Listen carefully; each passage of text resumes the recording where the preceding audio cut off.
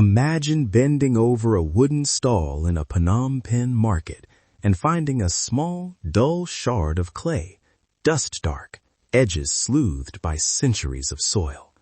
You hold it up to the light, and suddenly a whole life flashes into focus. A hearth, a hand, a trade route. Today, we ask a simple but powerful question. What can clay tell us about Khmer life? Welcome to Ancient Echoes. I'm your host, Samnang Bradley, and joining me is my co-host, Rachana Soul. In today's episode, we're exploring Khmer pottery, how shards, kilns, and ceramic forms reveal daily routines, trade, and continuity from the Angkor era to present-day Cambodia. We'll walk through origins, the methods archaeologists use, the kinds of pots people actually used in homes, and how living potters carry techniques forward. Quick roadmap. First, we'll unpack the archaeological foundations, how experts read fabric, timber, and kiln remains to date and source ceramics. Second, we'll step into the sensory life of pots, cooking, storing, serving, and how forms tell stories of household work and market life. Third, we'll trace trade signatures and cultural exchange, visible in glazes and clay sources. And finally, we'll connect the past to the present by looking at living traditions and craft continuity. Throughout, listen for keywords like Khmer pottery, Angkor-era ceramics, and Cambodian ceramics if you're searching later. Let's begin. Section 1. Archaeological Foundations. When archaeologists first encounter ceramics at a site, they are doing a kind of slow reading. The clay's color, the inclusions or temper, tiny bits of sand, shell, or crushed pottery, and the way a surface is burnished or glazed are all sentences in a long story. From Angkor Wat-era settlements to small rural middens, pottery gives us chronological anchors and clues to production techniques. The research tells us that kiln architecture matters too. Kiln remnants, brick platforms, stacked firing chambers, and ash deposits help archaeologists estimate firing temperatures and production scale. A simple village kiln leaves a different chemical fingerprint than a large workshop supplying a regional market. By analyzing fabric under a microscope and conducting elemental tests, scholars can say with cautious confidence that a pot crumb came from a particular region or was fired in a certain way. The evidence shows us both local craft and wider networks. Dating methods are also part of the toolkit. Stratigraphy, where the pottery sits in the soil, matches with radiocarbon dates from associated organic material, and typology compares shapes and decorations across layers. Put together, these methods let us say, for instance, that certain distinctive cooking pots appear consistently in Angkor-era contexts, and then evolve over time. That evolution tells a story about continuity, innovation, and daily life. Let's unpack that. Fabric and temper can reveal whether a pot was made locally from riverine clay or imported from a coastal production center. Surface treatments, like slip or burnishing, are not merely decorative. They help a vessel resist water, make surfaces easier to clean, or allow a pot to stand heat better. That's the heart of the matter. Technique and form are practical responses to everyday needs. Section 2. Pots in Daily Life. Close your eyes for a moment and picture a midday kitchen in a riverside village. Steam lifts from a low, rounded cooking pot. A wide-mouthed storage jar sits in cool shadow, its neck sealed with woven palm. Pots define routines: preparing rice, fermenting fish, storing water for heatless days. These forms are intimate maps of how families ate, worked, and gathered. The layers matter here. A cooking pot's soot tells us where hearths were placed. Repair marks, rims refired or patched with resin, tell us a pot was valuable enough to fix rather than discard. Gendered labor surfaces in the archaeological record too. In many communities, pottery making and kitchen management were shaped by household roles. and careful study of reuse and production zones helps reconstruct those routines. Consider this perspective.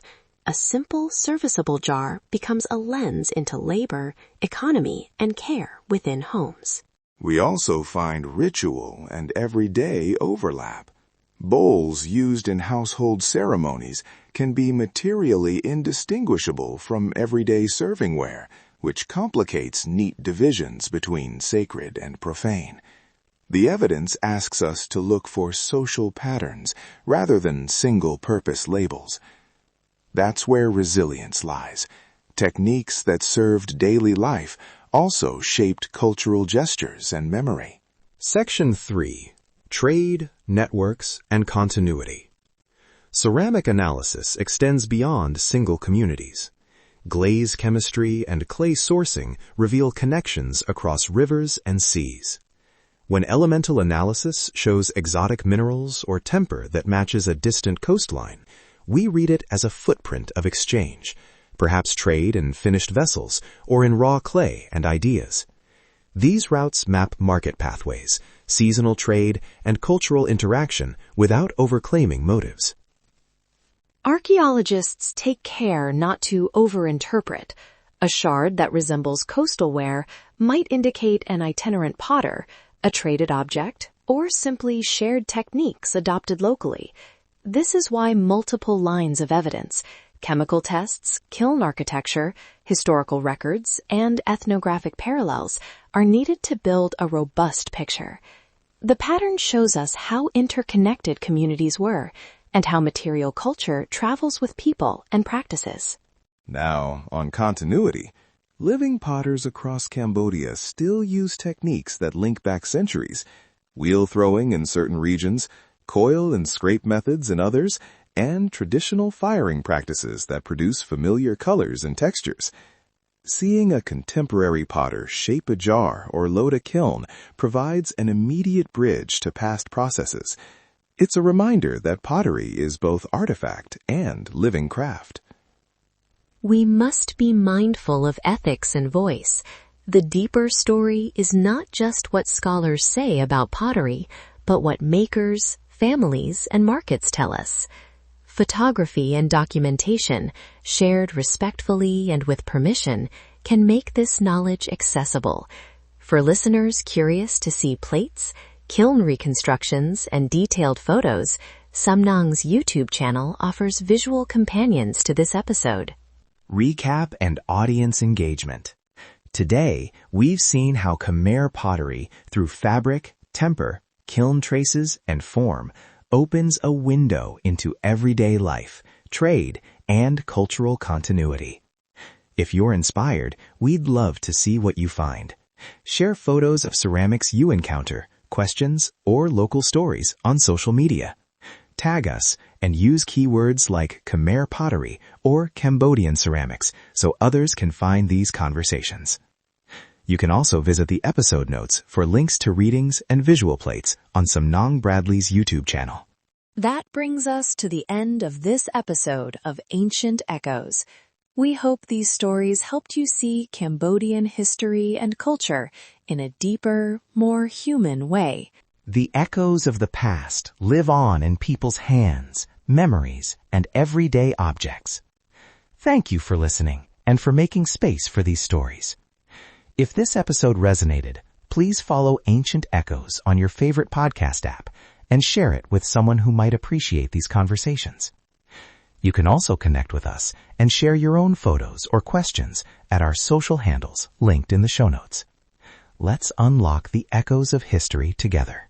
Until next time, thank you for listening to Ancient Echoes. And remember, the next episode will explore the wooden artifacts that shaped life along the Tonle Sap. Stay curious.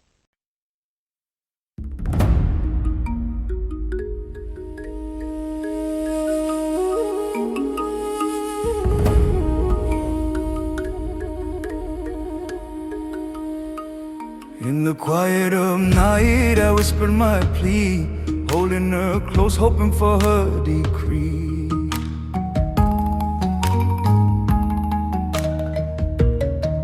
I called upon spirits, asked them to guide,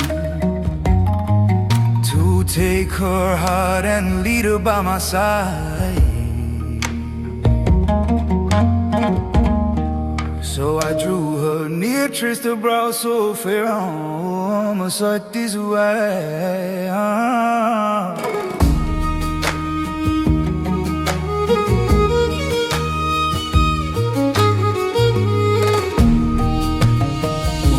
Sacred power, Swahi, mighty spirit awakened by the master's right. Let her heart be gently taken. Let her follow me now by vow and by sign. I hear these words, oh teacher, witness this plea. Oh, my sacred power, Swahi.